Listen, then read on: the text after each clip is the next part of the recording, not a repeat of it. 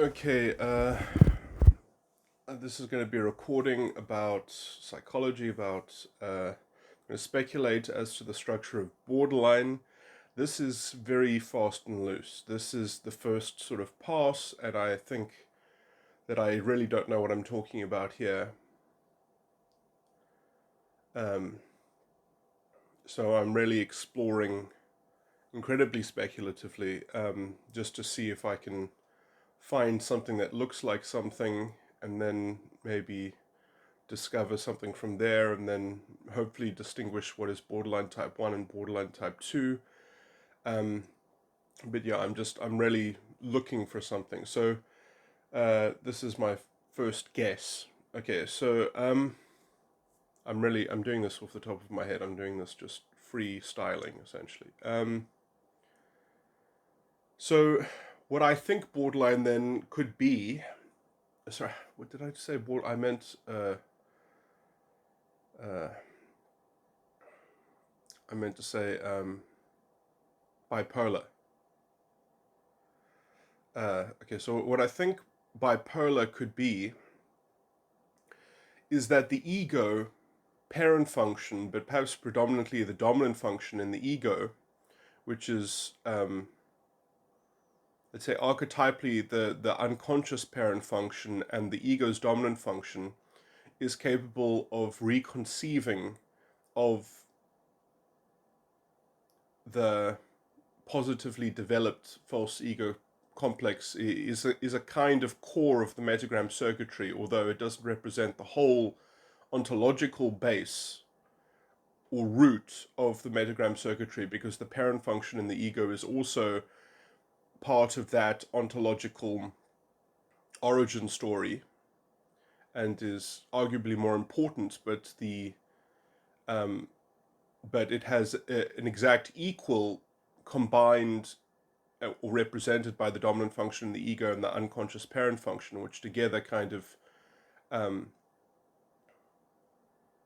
create an encapsulated framework. And so I think that essentially what causes the symptoms of bipolar is some kind of schism between the unconscious parent and the dominant function in the ego, which is kind of colluding and is actively have discovered this route, as in this route, ROUTE, of, so there's a kind of there's an active self-awareness of that particular collusion, or that particular configuration or coordination between the woman and the dragon that can make a new child, a new personality, and the parent function. And essentially the thing that wants to make a new child, therefore, is capable of judging the metagram circuitry itself at,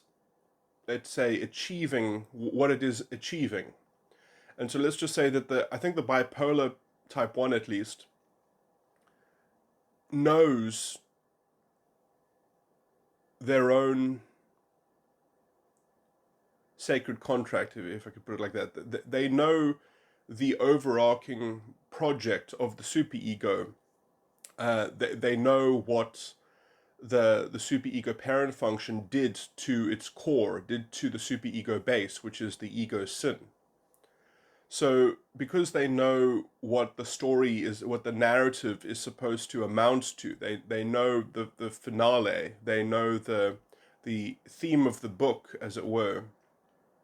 They can judge the metagram circuitry at its capability of arriving at that, and perhaps they can even judge the theme of the book itself. They can say, well, actually, the theme is maybe in a kind of in a meta judgment, that the theme of the book is stupid. Maybe it's impossible. Maybe it's sort of, you sacrifice too much to explore that theme or to make the book about that theme. And so there is a capability of the bipolar to essentially have a kind of insurrection against the metagram circuitry, but also to have an insurrection on behalf of the superego as well, in terms of, so it's capable of, the bipolar is capable of both judging the metagram circuit and also judging the metatype, let's just say, and can potentially rebel against both. But I think that what is generally causing the symptoms of bipolar is that the beast itself is being judged. That it's not even, and when the beast is being judged, it's a combination of what I just said. It's a combination of both. It's a combination of judging the metagram circuit, because the beast is the scaffolding that sort of generates the nodes and the nexuses within the metagram circuit. It's the kind of the blueprint of the metagram circuit. But it's also capable of sort of cutting against a meta judgment against the sacred contract itself, that leads the beast. That there's a, so in some sense, I mean, I guess you could associate that with the superego's child function. So, and if I think essentially the bipolar mechanism seems quite brilliant and masterful in its ability to wrestle with the beast, but when it contravenes the superego child function, then it gets sort of paid back in a kind of aberrant salience, because there are fundamental mechanisms all over the place that are sort of organically, you're working against the workflow, the organizational workflow of the metagram circuit from within the metagram circuit. So you've got a negative feedback that's sort of presenting itself, and essentially that negative feedback, I think, is occurring through the parent function in the ego. The parent function in the ego is through the devotion and through the oath. I'll have to think about it. Is obviously the aberrant salience is probably all coming from the subconscious, from the subconscious base, which is happening because of the devotion. Because essentially, I think that the mechanism that I describe, the ego parent, the ego dominant function and the unconscious parent together, essentially are a mirror of the oath, are the kind of the context of the oath, or the kind of the yin and the yang, sort of the magnetic or the electric corresponding to the oath. And the oath obviously has the inverted devotion built into it. And so the bipolar type 1 is essentially changing their own origin story of their metagram circuit. They're somewhat messing with that.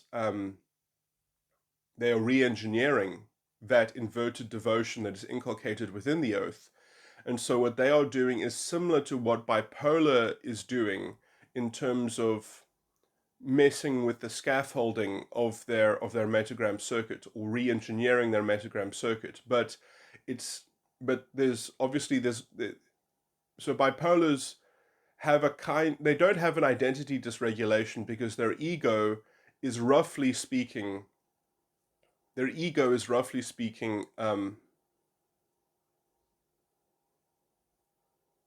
consistent until it reaches a level of disorder that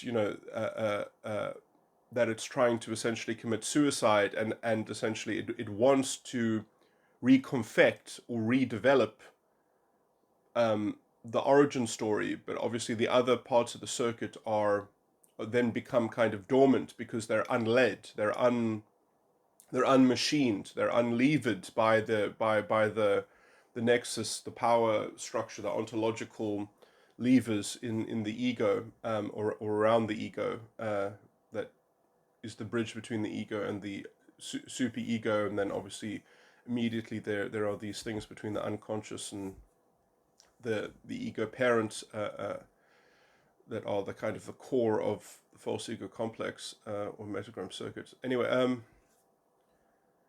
so what was I just saying? That so it's interesting that I think that there is a lot of analogical, there's analogously, there are lots of there are some thematic crossover between borderline and bipolar. That essentially bipolar is the aberrant salience, the ideas of reference, uh,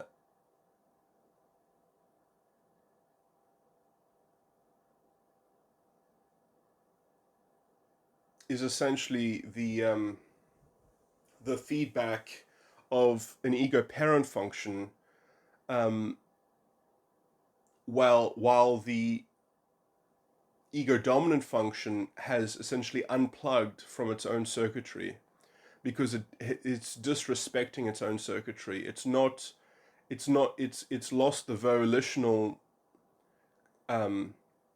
respect. Obviously, the dominant function in the ego is not really a house of motivation, but it is a composite of it is the scholar scribed bank of experience, but that bank of experience has got sort of no-go zones. It's got terrain that it says do not enter, and so it just kind of it leaves that uh, to fall fallow, and essentially then the devotion though has not similarly been able to curtail itself correspondingly, and so you've got sensitivity within the ego dominant function, which is being magnetically orchestrated by the devotion, which is being magnetically corralled and magnetized and ionized, or charged and essentially conducted by the parent function in the ego. So the parent function in the ego is filling the void of what has been negated in the beast in respect of um, uh, in respect of the unconscious parent function and the ego dominant function, and in some sense, in some respect as well, because the unconscious parent function is in some sense the source, the main feeding, the the main fuel that the inferior function in the ego is tracing and emulating. That is actually also primarily what one's consciousness is. Like when one is actually thinking freely, that is the sense of the I that is capable of thinking freely. It's saying, what is my subjective agentic sense of what I do? That what is that of I?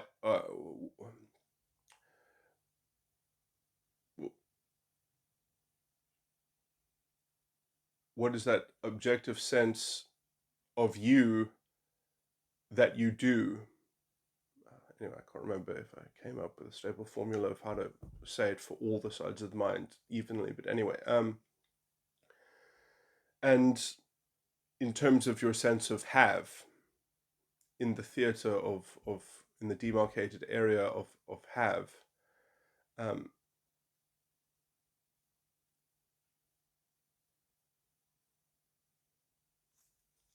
that is beyond your creative sense of control, that is sort of above the pay grade of the ego's parent, that is deeper than the ego's parent, that is sort of more true and residual than the ego creative function, and that is your free conscience. That is your ability to think. And I do think I was also I was speculating recently about how another formulation of perhaps what the about what the lake of fire is, and I might be horribly wrong about this. This is something that I still need to think about, because this might be impossible what I'm even about to describe. but this also correlates heavily speculatively with the work of the crucifixion, is that I think that if you take the unconscious parent function, which I call the woman,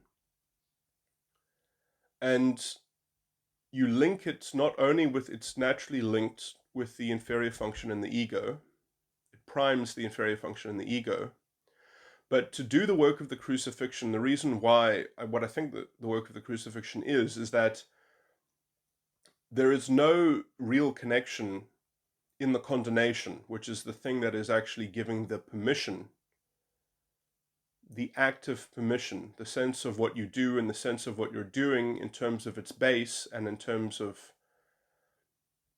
what you do, how that is being traced in your own mind, which I call the question, and the other thing is called, I call it the only, what do I call it? I've called it the just if before. I've called it the only it, or only itself, or only that there, or something like that, which is the beast, the core of the death of the superego. But these things are adjacent to one another. They're not the same dimension. But if you could make them the same dimension and burden the sin of the world in your consciousness, then you can have an equilibrium within the circuit, or you can connect to the circuit and actually have internal communication. You can actually have fluid communication between all the sides of the mind, and therefore you can actually take ownership and an internal locus of control and responsibility. It just means sort of taking the sin of the world, because in some sense the sin of the ego is a judgment that you have, but it's a judgment against the world. It's an environmental thing. It's not personally burdened. So I think that perhaps the work of the crucifixion is to personally burden the sin of the world, is to personally burden the sin of the ego on your conscience, which means essentially, now how to do that? Because saying, well, the content of what is happening in the sin of the ego and the content that is happening in the inferior function, the ego, you need to bring that content together. But what is driving that content? It is the unconscious parent function and the superego parent function. So what you have to do, well, this is speculative, but I think that this might be correct, that you take the unconscious parent function, and instead of it talking to the inferior function, you have it talk to the sin of the ego instead. You try to imagine, well, what is the... You see, this is a problem because I just said imagine. So I'll have to work out how to actually do this, or what it would feel like phenomenologically to do this. But essentially, you try to take the input from the... Also, I mean, I wonder, because essentially it has to go through where it is currently being inputted, and you have to modulate that somehow, that it's inputting it in both, or that it's inputting it in this diversion that I'm counseling, or that I'm suggesting speculatively. So the unconscious parent function is, in fact, I do think that this might be an imagination. This what I'm describing now might be something that you have to do in your imagination. So you imagine the unconscious parent function placing a trace of itself being traced in the sin,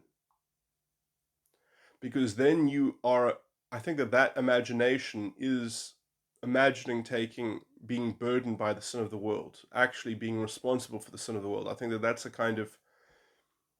So for me, the unconscious parent function is TI14, who I am, and the sin is also TI3. So that's, which is, anyway, but introverted thinking 3, and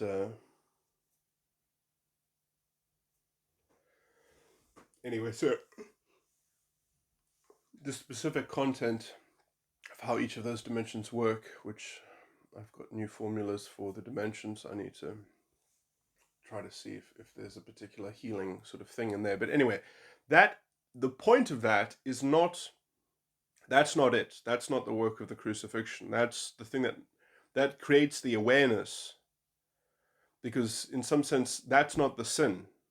That is how you connect with your own sin. That is how you imagine yourself taking ownership of the sin and being in relating the conscious awareness of the sin within your actual consciousness, within your conscience, your actual thought thinking. But so that is just a kind of, that gives you the platform to do it. But the thing that actually takes ownership of the sin is that you take responsibility for what the false prophet has done. You make that an internal locus of control. And so what you do there is that you take the parent function in the superego and you relay it to your conscience. Now, I think that this is the more important one. This is the actual step that actually does the healing, because then I think you are, at the same time as doing that, you are seeing the real content, the real function of your parent function in the superego, and you're in real time, you're seeing what its contents are in your conscience, and so you're actually capable of circumcising its corruption. You are capable of circumcising the heart, as it were. And I think that is the true key of the ongoing crucifixion in real time, as it were. I die daily. And then you're capable. The reason why you have to do the other thing first is because I think that when you do the other thing first, that is the means to being aware of your sacred contract, of being aware of the contract that you made with the false prophet. That then you outline the general constitution of the metagram circuit, the general structure of the beast, essentially. That when you see how the unconscious parent function is relating to the sin, then you actually get you become into full awareness of the beast, the structure of the beast that has already been set up, but you get that picture from inside the unconscious side of the mind. It's kind of like, metaphorically, it's kind of like Neo in the Matrix movie working out how to end the Matrix by talking to the Oracle inside the Matrix. Like, he doesn't know what the Oracle looks like. He's never met the Oracle outside the Matrix. This is a spoiler of the movie. She is actually a program she's one of the machines herself. But Neo has never met her in real life. He's met her inside the Matrix. And she's teaching him something inside the Matrix about how to conclude or to have some kind of successful rehabilitation or revolution or revamping or some kind of reconciliation or some kind of synthesis or some kind of transcendence or transmutation or some kind of evolution of the whole state. Anyway, so this is like, you need to have a picture of an awareness inside the structure of the thing that is happening. Anyway, so basically this whole general formula there for therapy is a way to create enough internal communication within the structure that the false ego complex stops being false, that the ego stops being false, because it actually has the maneuvers and the internal mechanisms of crucifying the flesh until the fleshly thinking is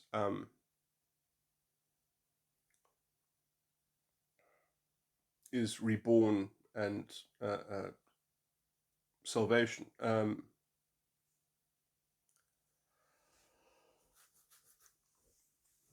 So yeah, this is, anyway, the description of the work of salvation. So I think that that the important thing here is actually relaying the parent function to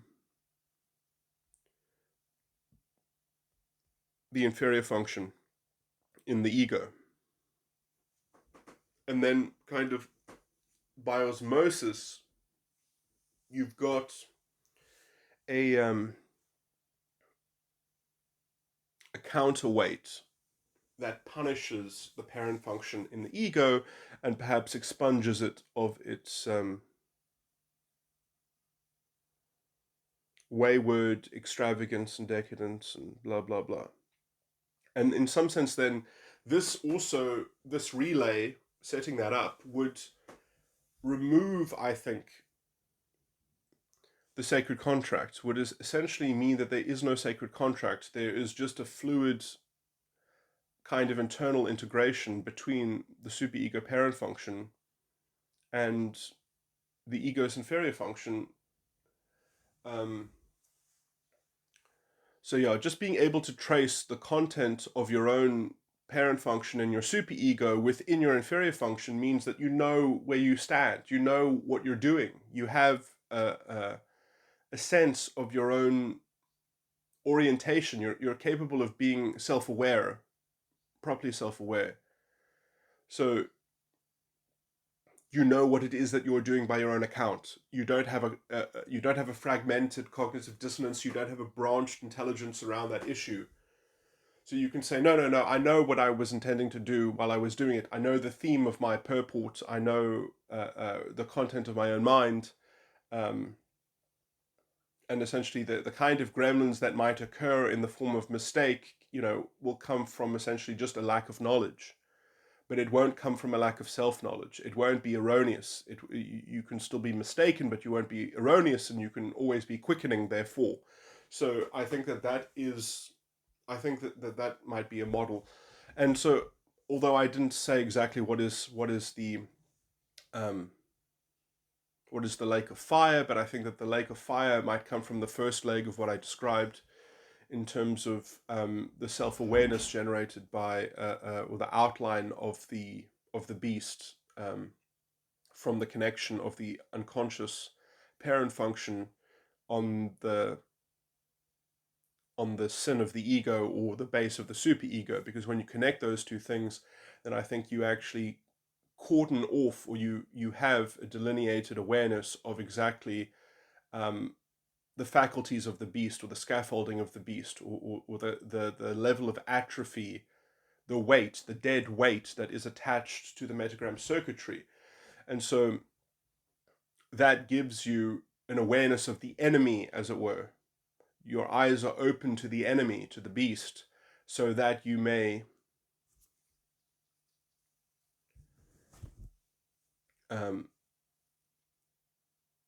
that's not so that you fight the beast. That is so that you fight any energy that could be put into that scaffolding, that your eyes are open to any energy that could be put into that structure, which then just comes from monitoring your superego parent function in your ego's inferior function. And then you're complete. You have full self-realization. So I think that is the answer. That it's a continual vigilance. It's not a kind of, oh, you do something once and then the therapy is done. It's an ongoing vigilance. It's an informed, properly comported internal self-awareness. Anyway, so I think that's basically it. I can't even think of what to say about a description for bipolar type 2. I'll have to think about it. But there probably are some ingredients in what I've already said that might be able to show two kind of variants of the kind of cognitive dissonance. It does seem that bipolar type 1, the kind of cognitive dissonance that a bipolar type 1 person has, is sort of ideas of reference, which are much more, I would say, related to the devotion itself. Whereas bipolar type 2 people have this idea, or I have this impression, this is a kind of this is just an intuition I have, that they are almost more like borderlines, that they don't suffer so much from ideas of reference. They suffer from trying to engineer particular ideas of reference. They seem to be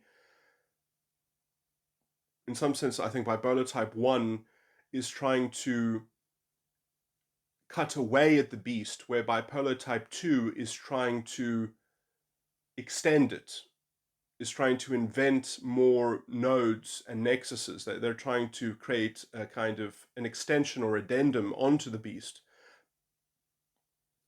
Prospectively, they're trying to extend the reach of the beast.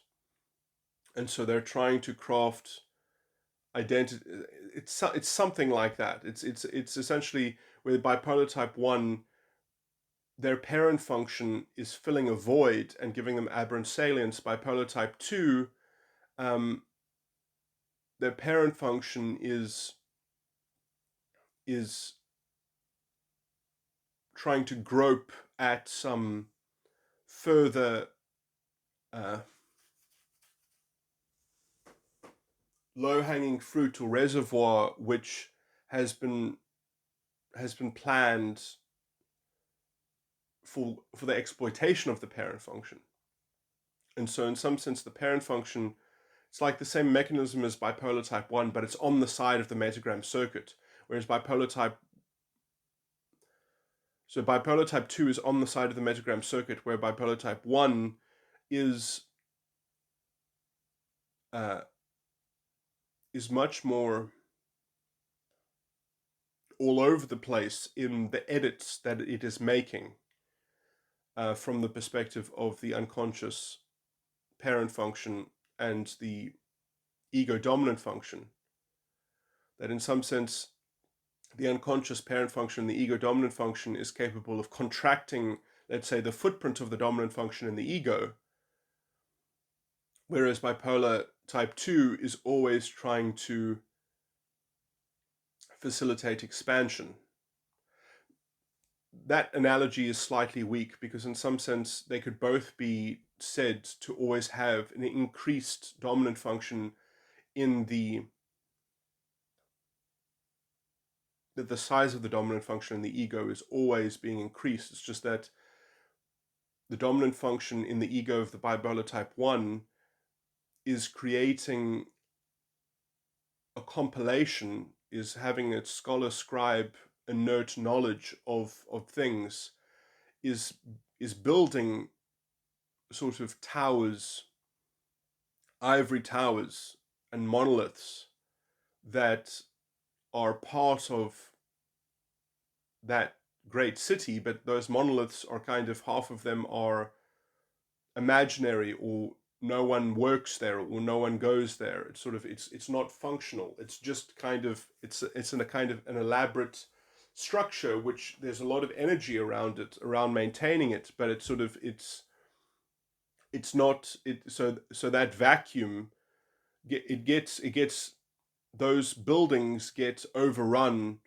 by the populace of that city. This is an analogy. The vacuum gets filled. Those big buildings get overrun by ideas of reference. Whereas, in some sense, the bipolar type 2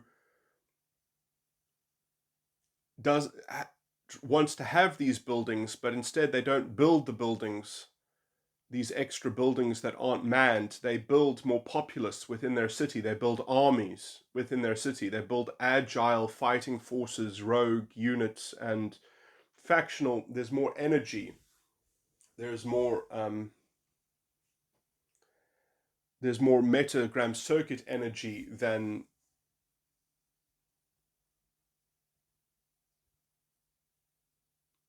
reframing the beast.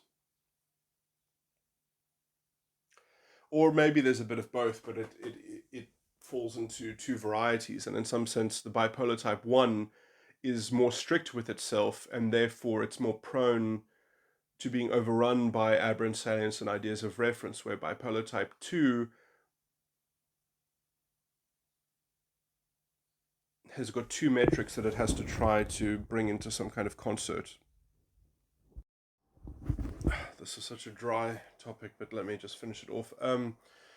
Okay, so I think that what's happening, therefore, again, speculation, bipolar type 2, is that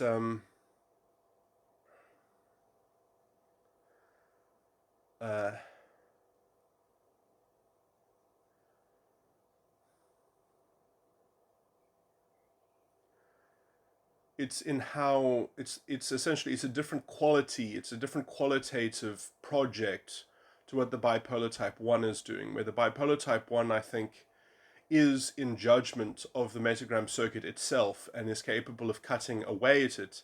The bipolar type 2 is not capable of judging, and maybe it is also capable of cutting away, but it's not trying to judge the metagram circuit itself. It's just trying to garden it, trying to prune it and curtail it and um, cultivate it. So it is sort of, it has a pet, and this might seem horribly diminutive, but if you know bipolar type 2 people, I think that they're very hard people uh, to like. I'll just say that, because there is this mercantile, mercenary quality, I think, to the core motivation in their psychological schema, that they are, um, there is a moral deficit in how they relate to other people. I mean, I think that's a huge sweeping generalization to make. Sadly, I think it is largely true. That their agency is on a different level to other people's agency. Their moral consideration of themselves is in a different league to the moral consideration of others. It's very much more like dealing with a borderline in that respect, what I've described as solipsism. There's a kind of moral solipsism, I think, with borderline type 2 individuals, which obviously bipolar type 1 people are prone to that symptomology in some sense, but I would say that that is more of a kind of created by an essence, in some sense, by the manifestation of an essence because of the aberrant salience. It's happening in some sense because of the damage that they have done themselves to their own metagram circuit, and then that void being filled by the parent function and the ego. So in some sense, the bipolar type 1 is at war with itself, where the bipolar type 2, it also creates schisms and problems, but that in some sense those happen because it's the bipolar type 2 project is to exacerbate the beast, is to exacerbate the footprint of the beast, whereas the bipolar type 1 is sort of got a meta judgment which it is focused on itself. It's so in some sense it's the difference between one that has an external locus of control or an amalgamated locus of control in respect of other people. The bipolar type 2 is almost like narcissistic in their worldview, that there is essentially that there is only one source of agency and it's kind of shared, whereas bipolar type 1, as I say, can fall prey to that kind of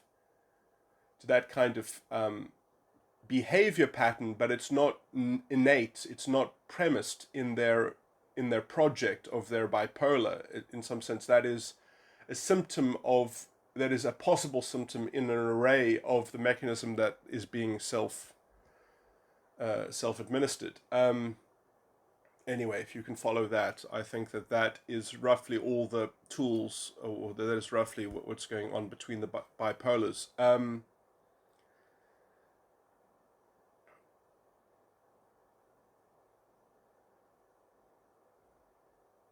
I still have to relate that to circuits, because, and I mean, that is perhaps an incorrect statement that I've made before, but I do probably think that the nature of the different circuits, I mean, that's slightly problematic because I don't actually know. I know all the different types of circuits, but I don't exactly know how they behave in contradistinction to one another. I've got good theoretical descriptions of them, but I would need some kind of clinical research to confirm what they actually mean, because I've got different kinds of just within the theory. I've got different kinds of, in terms of how, when I say the circuits, I mean how the emotional tones work. The simple circuits are easy because there's only one emotional tone in each relay. But when you have more than one emotional tone in each relay, I know that there are different species of how the two emotional tones relate to one another.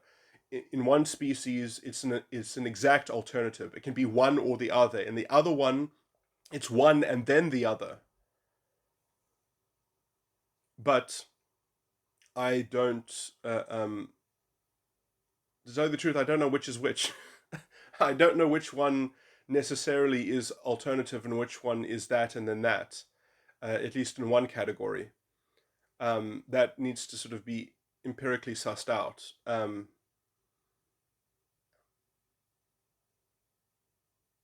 Actually, I mean, I say that, but I mean, theoretically, I do have it described which one is which. But anyway, it's slightly confusing. But I know that there is a distinction between two types of circuit. I just don't know exactly the proper empirical manifestation of them both. But I know categorically which are lumped together and which are the same within this mechanism. But anyway, slightly embarrassing. But what's my point here? So that what I just said in terms of the difference between bipolar type 1 and bipolar type 2, I've always considered that should be related to circuit types. Maybe it's not related to circuit types, or maybe just any of the double barreled, any of the two emotional tone circuits can be. No, actually, I actually have stated that I think that theoretically does work out, because essentially I believe that bipolar type 1 occurs when each emotional tone that can have two emotional tones has two emotional tones. But then there's another circuit that alternates. It goes 2-1, 2-1, 2-1. That it only has, on one of the emotional tones, it has two emotional tones. And then on the other ones, they only have one. And so that I think is perhaps what causes bipolar type 2, is because you have to go from a choice down to a single vector or conduit.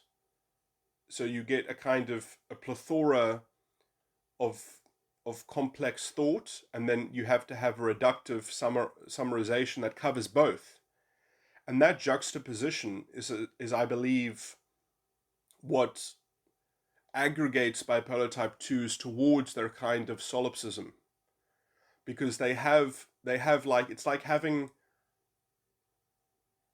they have a huge net, but the stitching on the net is so wide they can only catch really big fish. They can't catch the small fish.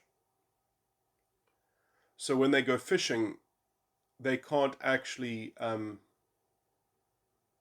That's a bit of a horrible analogy, but they it's coarse. You know, it's sophisticated, but it's a coarse, and so they can only track the big. It's sophisticated, but they can only track the big, the major. So they're always sort of, some sense. What I'm trying to say is that bipolar type 2 is a different kind of grandiose. It's grandiose on the scale of its. I'm going to make a kind of philosophical, metaphysical analogy. It's grandiose in terms of how it situates itself metaphysically. Bipolar type 1 can also be that grandiose, but in some sense it's usually much more integrated within a web of ideas of reference which are corresponding to, let's say, humble, integrated belief structures. I think that bipolar type 1, obviously when they are completely manic and in psychosis, you can just be dealing with, sort of incredibly hyperbolic sentiments, because essentially the ego itself is in the process of essentially committing suicide, or pushing the reset button, or sort of emptying itself out. Because the metagram circuit is sort of has reached a terminal point of self despondency over its over a kind of hopefulness that it's capable of achieving the sacred contract, or it doesn't even want to achieve the sacred contract. It wants a different sacred contract. So it's just kind of the parent function has got a lot of free reign. It has got a lot of vacancy within the ego dominant function within which to project and create. There's a lot of seeded ground that it can just sort of openly project onto, and sort of so you have essentially an unstructured parent function with absolutely no holds barred. So you just have sort of, it looks like complete insanity, because it's just uncorroborated salience in terms of the structures that it's trying to create and have. Anyway, I've said enough about this issue. Anyway, it might be interesting to some people. Yeah. No, I think this is actually an important topic, and I'm going to continue to speculate about it. I could be quite off. This is, again, I say, a first pass, and I'm not so confident about what I'm just about to say. So, anyway, I think that it could be that a major manic episode in bipolar type 1, but perhaps also bipolar type 2, they can both be generically described when they're in that kind of psychosis, that the parent function in the ego is annexing the dominant function in the ego. And when the parent function gets to annex the dominant function, it's because the sacred contract, or the constitution of the metagram circuit, the purpose of for the superego parent function to imprint the death is being manifested through the ego. So in the psychosis of the major manic episode, because of the permeable structure of the dominant function that is just being absolutely annexed and overrun by the parent function, the major manic episode person gets to have their cake and eat it. They are actually their sacred contract is being fulfilled by the ego.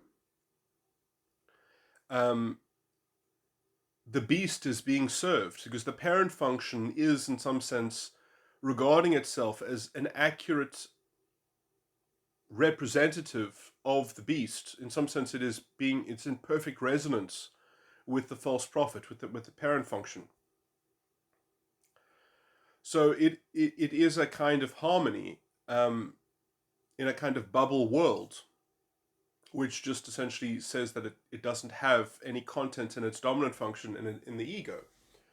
And so in some sense, the dominant function in the ego is singing the chorus of these structures, is representing the chorus of these structures, that it's happening in real time. In some sense, you could say that the dominant function in the ego has been annexed by the superego as well, by extension, through the parent function, which is working in league, is somewhat curbing the cognitive dissonance between its agency and its being able to act, and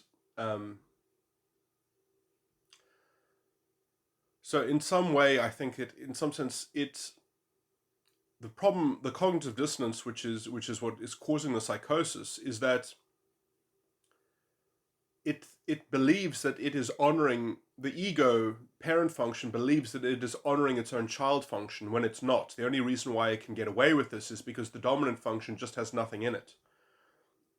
The dominant function is just completely pliable and annexed by the parent function. So there's no structure that casts a shadow that allows the parent function to see that the child function, and that is actually brings an end to the psychosis and to the end of a major manic phase is essentially the ability to evaluate and monitor the child function in the ego. As soon as the child function is able to kind of cast a shadow within the realm of the dominant function, then the dominant function is no longer being automatically annexed by the parent function. The mania is at least on some issue, on some subject, where the shadow is being cast and tracked of the child function. There is some solidity, there is some structure that is therefore imposing a kind of regimented order or internal consistency, which is the lack of which is essentially, I would say, the manifestation of psychosis. But essentially, so it's interesting. I guess bipolar depressive phases might be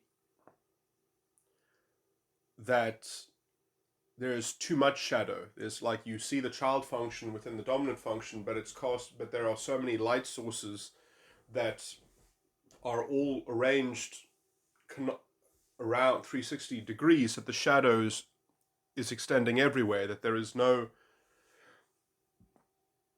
everything is booby trapped within the dominant function. The dominant function is inhospitable to the child function, and the bipolar type 1 or any bipolar perhaps has gotten taste of what it is like to have your cake and eat it. Anyway, so there's a mechanical structure around the problems around the ego, which is a mechanical way of describing that there's a wrestling going on within the substance, within the meta judgment of the substance of the constitution of the metagram circuit or the sacred contract. So the sacred contract is being contended with through these mechanisms around the ego, and that is creating powder kegs of wishing to curtail or annex the dominant function. And I think I got a hold of my own bipolar symptoms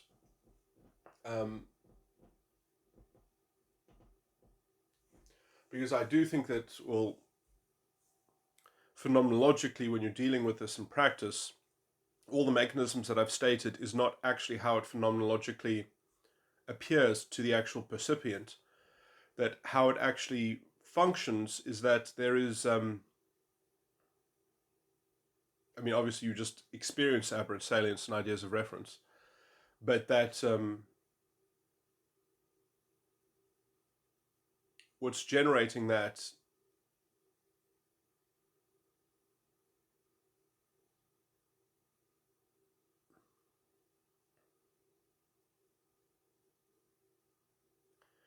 is in some sense, I think, the unconscious side of the mind, or the unconscious parent.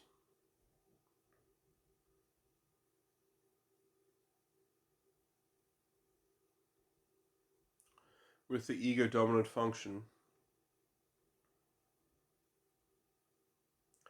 But there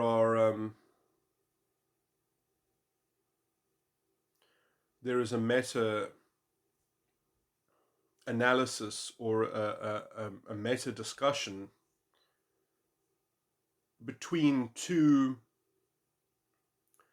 There are essentially two entities or two senses of self within the metagram circuitry itself. That there are two interlocutors arguing about this issue, and they are capable of banking and making progress in this meta argument.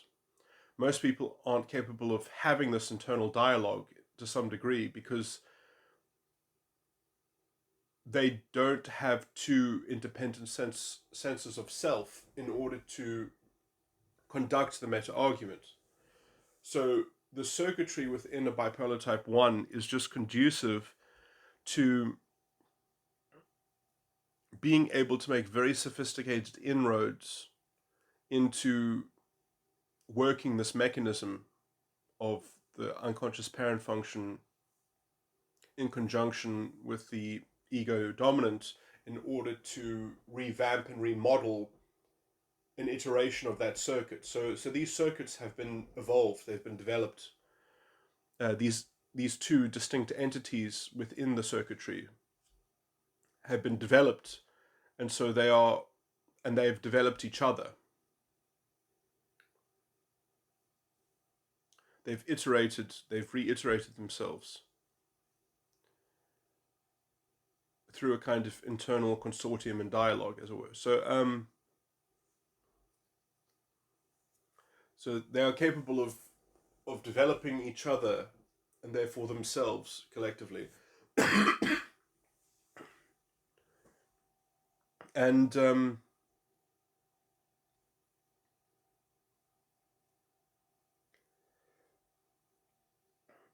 capable of banking each other's progress and monitoring each other's progress.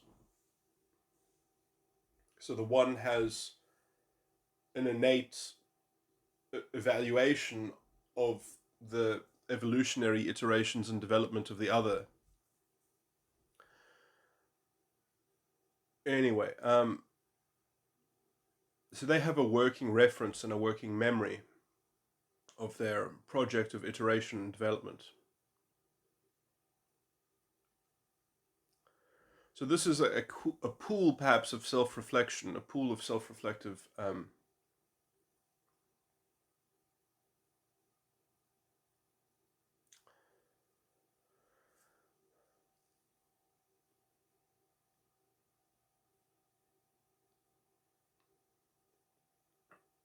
and then I think you also have let's say, you have three entities, therefore, because you have each of the entities, and then you have the entity of the combination of the two. And when faith is lost, as it were, when the dominant function itself creates a fundamental fragmentation, in some sense, that the dominant function in the ego, that there isn't a working consortium anymore, there isn't a working group, there isn't a working coordination between, they become like warring factions. And you've got a distinct schism within the mechanisms themselves. You've got a fundamental discomportment. You've got a factionalized war. So you've got one wants to go in one direction, one wants to reiterate itself, but it needs the acquiescence of the other. And perhaps there's already a power wrestling match between the two as well. And so you actually need to repair the bond between the two. You need to, because they've actually specialized or iterated into distinct identities, or at least with constitutions which are incommensurate. And sometimes this is not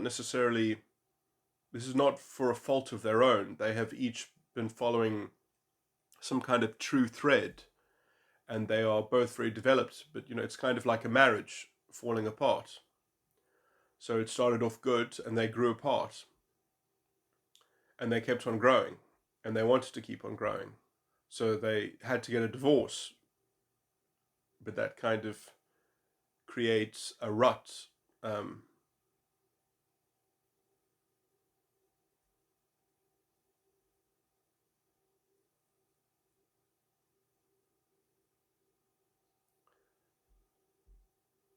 So you have a kind of Cold War, and you have perhaps exchanges and a kind of internal. Anyway, and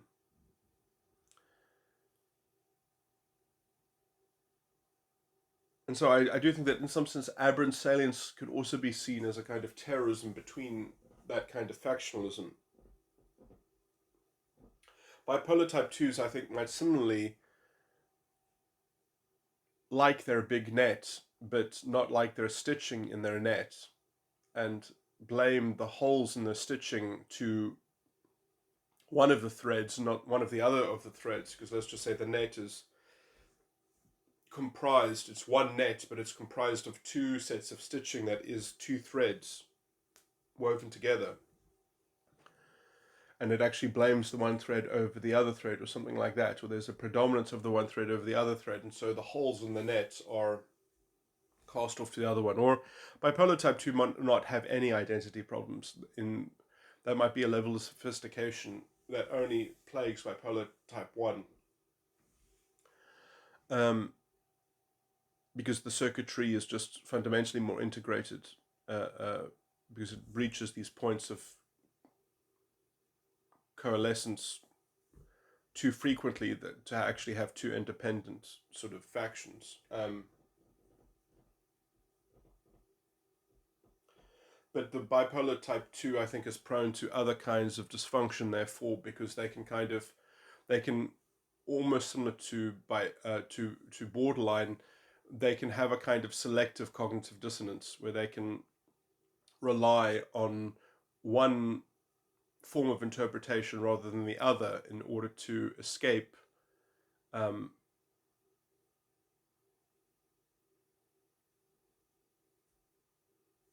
conclusions. So they can kind of they have a means of a kind of quite a virulent form of self-selected sort of cognitive dissonance and sort of reality tailoring, or selective interpretation. Anyway, so what I'm describing now is more like the phenomenological functioning of these mechanisms, but I think that essentially that is how it feels as the percipient, as the subjective sense of the bipolar, as opposed to what is happening structurally in terms of the model of the false ego complex. So I just wanted to just point that out. That's perhaps an interesting contrast or juxtaposition.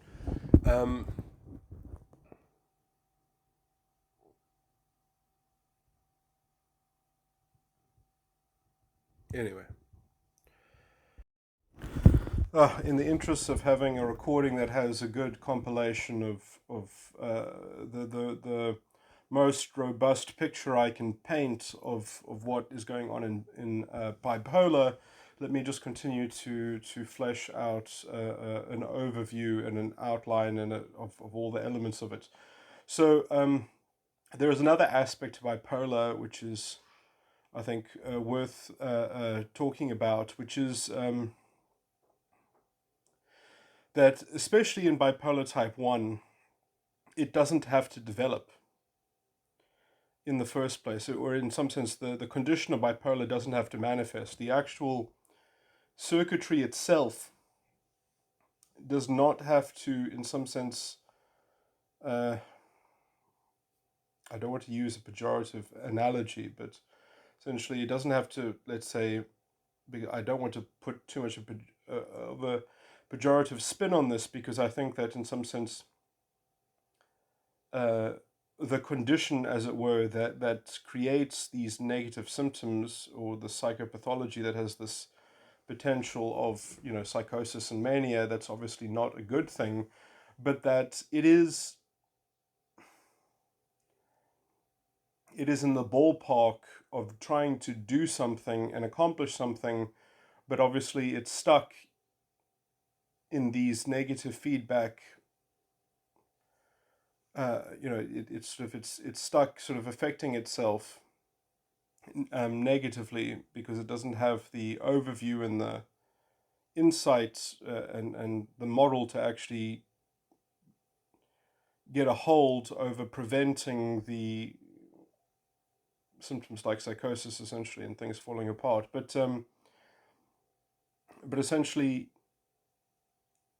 you don't even have to get into that trouble zone. You can have a personality circuitry, you can have a metagram circuitry that has the potential to develop into something like bipolar symptomology, but it never happens, because you never get into an iterative development that is factional along two distinct,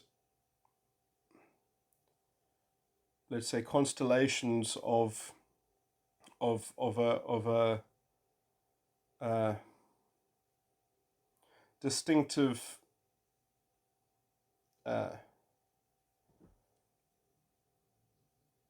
of two competing models or takes on the metagram circuitry, because essentially, as I tried to say, well, you have these two threads within the metagram circuitry, and then you in some sense have a third thread, which is the combined consortium of the two.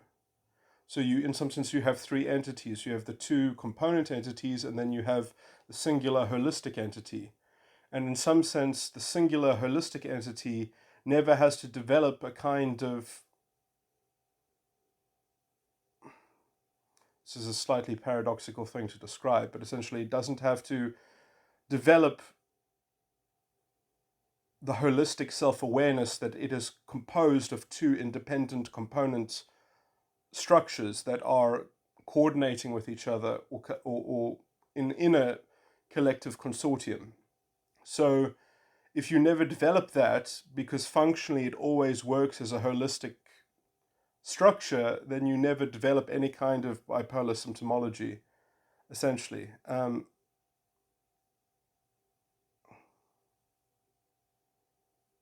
Or at least in bipolar type 1.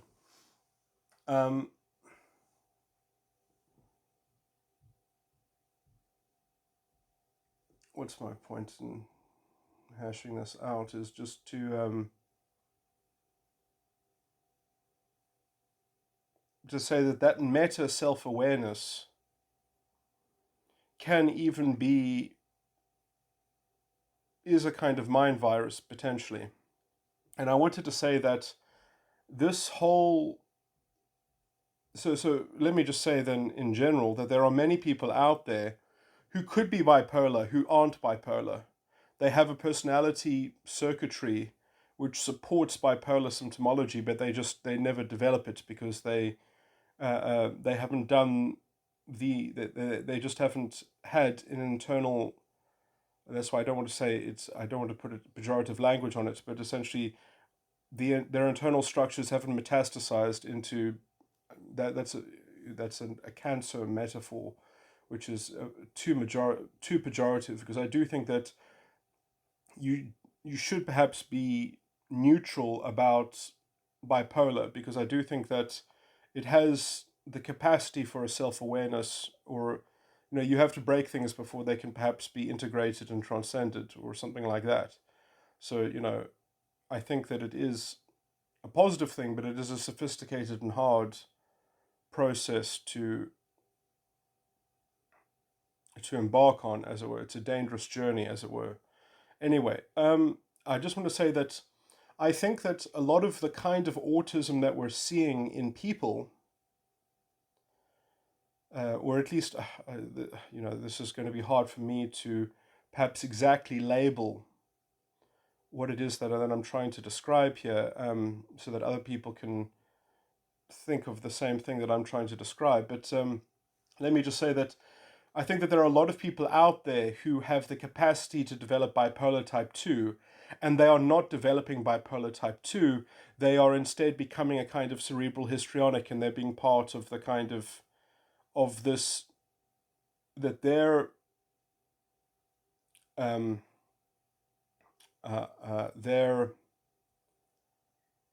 what I've already described as a kind of metaphysical solipsism and sort of self-importance, perhaps, which is almost kind of narcissistic, is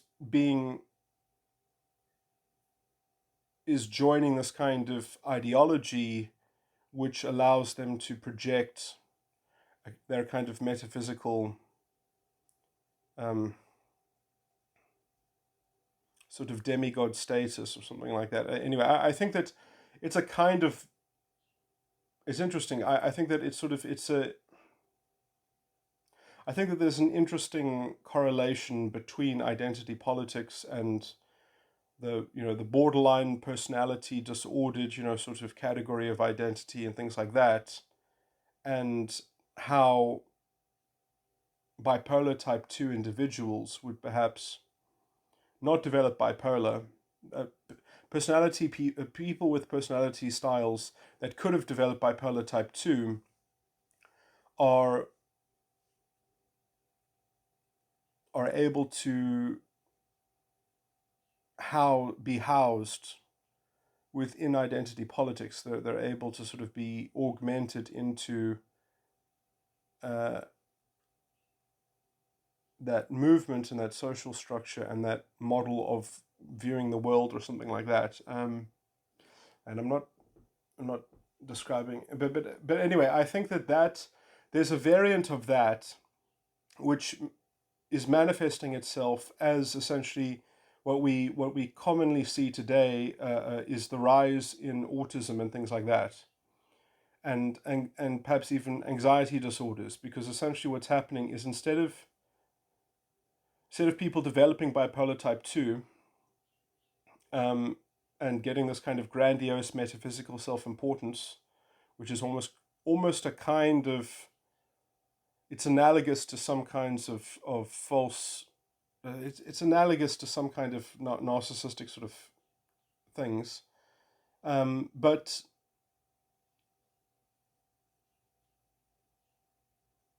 that's a very loose analogy there. But anyway, but so basically, instead of presenting like bipolar type 2, they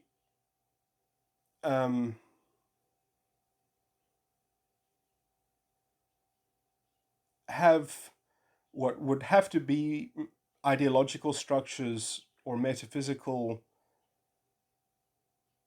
models of the world, which would be personally or organically, fluidly generated within the dominant function in the ego. Instead, they have an ideology that they have to have their dominant function chase and follow and be imprinted by. So instead of doing it in-house, a bipolar type 2 would have to develop this organically in-house within their own personality structure. And the reason why we're getting this presentation of autism is because we're getting the same personality style as someone that would have developed bipolar type 2, but instead they are looking to import from the outside, from the objective, universal, external locus of control, they're looking to be imprinted by this universal ideology, which will have that same kind of grandiose metaphysical claim about it. But it's just that instead of having to cultivate it internally, that's what's being sociologically modeled to them in culture, and so they have heard that somebody has the answer and that everyone is enslaved by the answer of this ideology. So they're chasing after trying to inculcate this ideology. They're trying to map it internally. And so instead of having the kind of grandiose narcissism of a bipolar type 2, you're instead getting a presentation of a very awkward kind of autistic, but also with the, what's the word, with the interest in achieving the kind of, with that kind of pretentious groping towards a kind of a metaphysical power. So it's an autism that is very much invested in trying to find a vestige or a source of automatic prestige and being bestowed with a high status, which is essentially which is the pretension of the bipolar type 2 structure to begin with, which is why they're chasing after the ideology, which they have to learn about externally and learn the rules and the conventions and try to map it internally. So they're trying to catch up. Their dominant function, instead of leading the way from an internal generation of it and cultivation of the bipolar type 2, they're trying to catch up to the bipolar type 2, which they see modeled culturally and sociologically, which they're trying to work out how to embed themselves.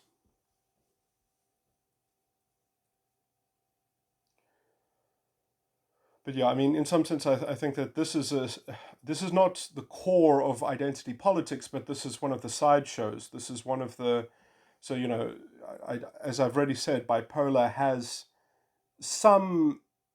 It's actually it's quite different, but it's thematically comparable in some aspects. That there are interesting. I mean, I've tried to draw those those parallels between how the mechanisms are slightly comparative, some of them.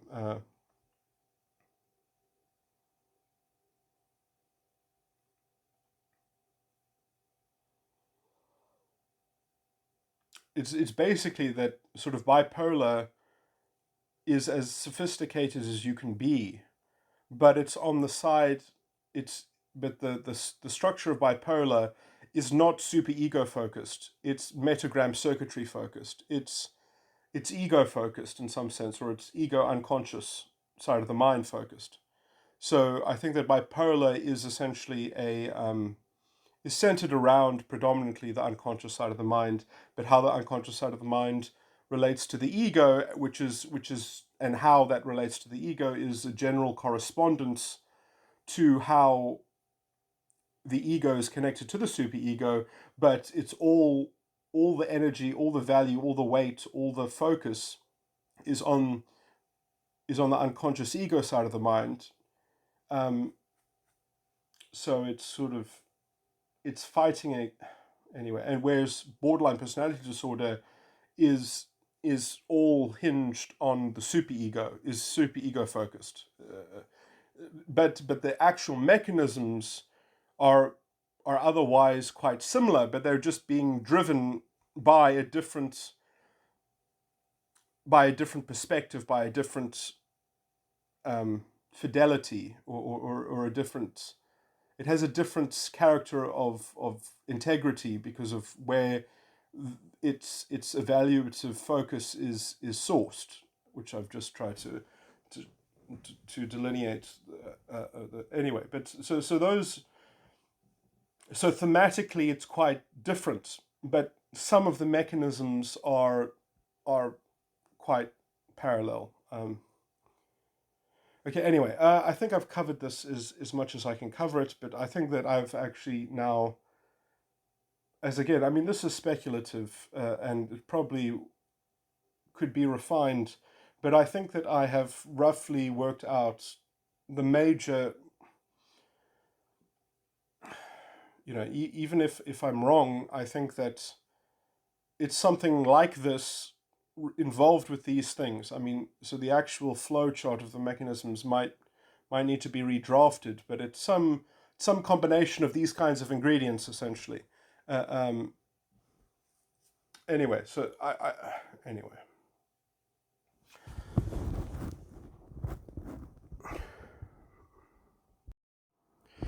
Well, I just want to make a small addendum and sort of make one further point. This is a bit of a sketchy point. Well, I mean, sort of it comes from my sort of pure opinion and sentiment over the matter, but perhaps some people who are clinical psychologists might be able to work out what I'm pointing at. But I'll just say that. So, if I'm correct that a lot of this autism, or not, or sort of, or that kind, some section of that seems to be happening nowadays, this new rapid, this huge inflation in autistic type, sort of, you could almost call it introversion or awkwardness or something like that. That if that is connected with with bipolar type 2, but obviously it's not an actual, it's not presenting as bipolar type 2, but this is, let's say, another path. I just want to say that the autism thing is not this comment that I want to, the whole autism development or something like that, that's kind of awkward. It is a bit unwieldy because it has, I think, the same pretension that bipolar type 2 has. It has the same drive towards wanting to have this kind of great metaphysical significance of a kind of stable, objective, sort of, let's say, solipsism of moral consideration, which can be seen very clearly from the perspective of the person. So they want to have this codex, they want to have this ideological codex, which is either organically cultivated within them, or in the case of the autistic thing, that they are trying to chase after and understand and sort of learn the codex, so that they can use it like a cheat sheet. And I think that, yeah, I was just going to say that basically the autistic type of permutation of this then is perhaps more benign than the bipolar type 2. I think bipolar type 2 people are often, um, they're very hard to sort of to tolerate, because of the kind of the selective unilateralism that sort of selectively edits reality or sort of deflects things, very based on a kind of on a very sort of volitional sort of parent function type, sort of self convenience, it almost has that kind of borderline components, but it's much more overtly, conspicuously sort of exerted, from a more stable ego in some sense. I do think bipolar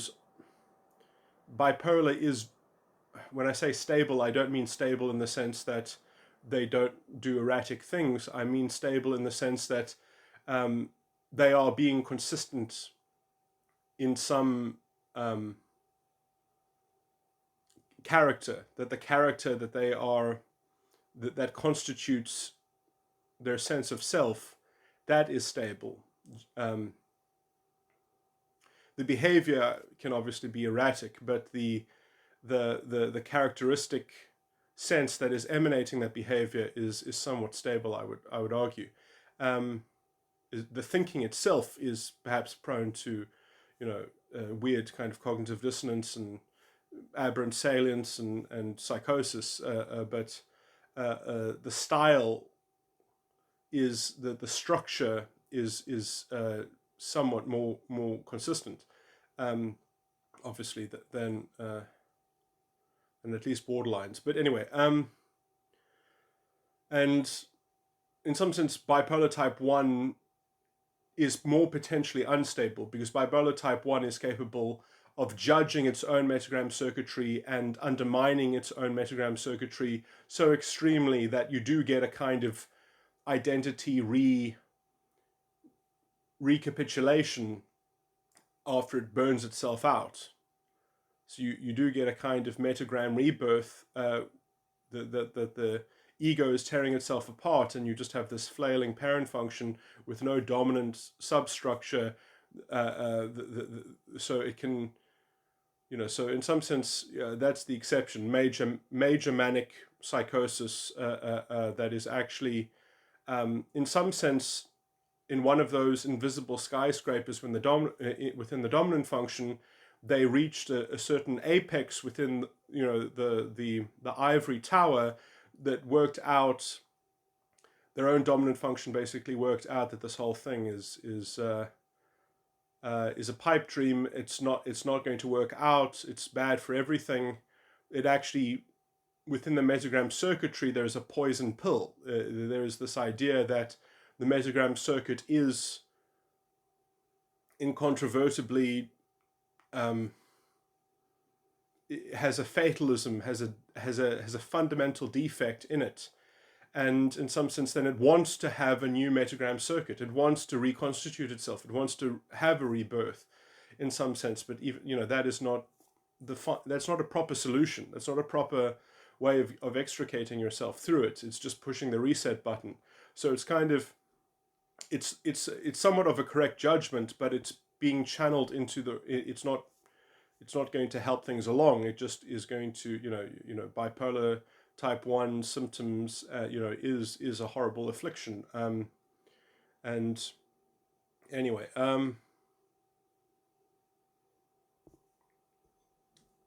what's my point? So I just wanted to say that, the sort of the bipolar type 2, which doesn't get into that kind of sort of suicidality in terms of the metagram circuitry. That's a bit of an analogy, but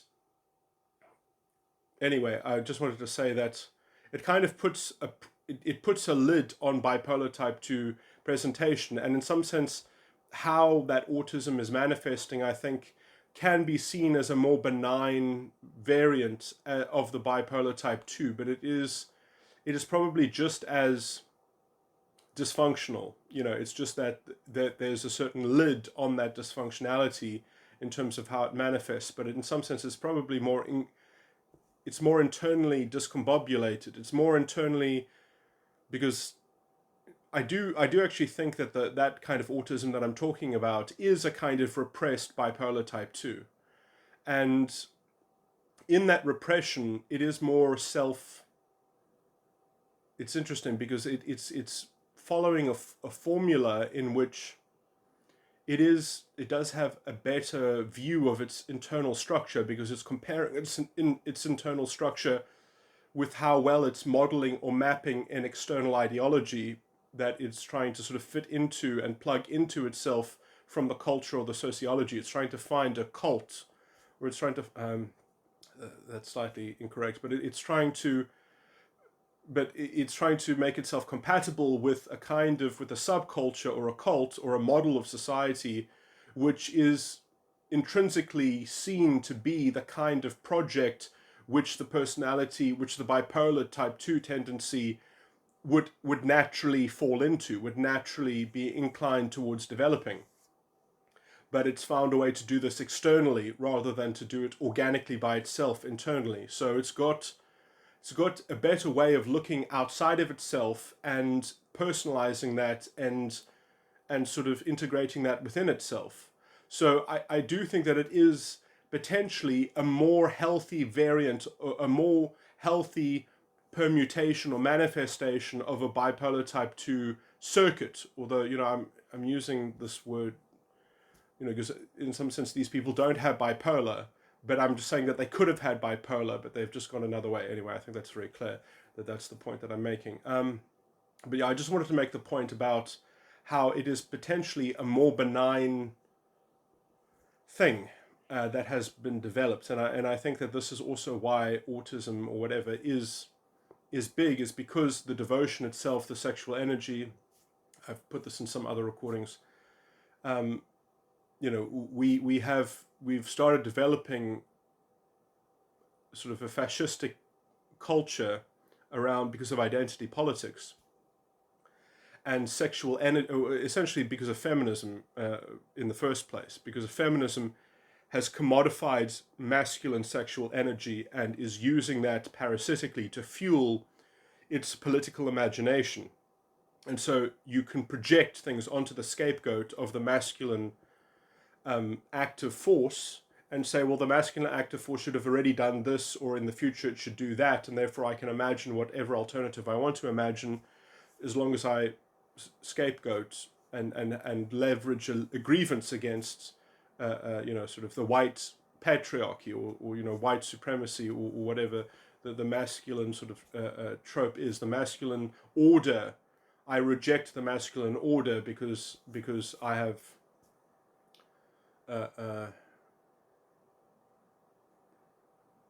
because I have an imagination which is not even imagining a stable thing, but that's the project, and which is a weird kind of Ponzi scheme which has to double down on vilifying the scapegoat. But anyway,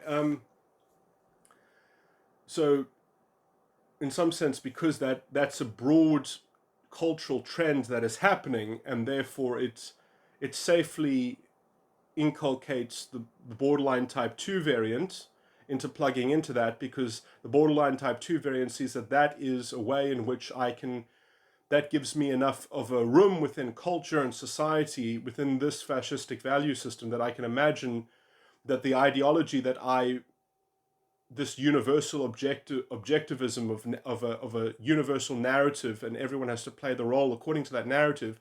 If I can just understand what that narrative is, what that ideology is, and I can use that to grow a metaphysics, then I can have what I wanted as a bipolar. I can have this effortless metaphysical solipsism. uh, which is anyway. I do think that it's a more metaphysical, spiritual version of narcissism. I think bipolar type 2 is a kind of is almost like a spiritual narcissism or a kind of metaphysical solipsism, or something. Anyway, I've made these points before, but yeah, I just wanted to. I think those are interesting issues, maybe that are related to this.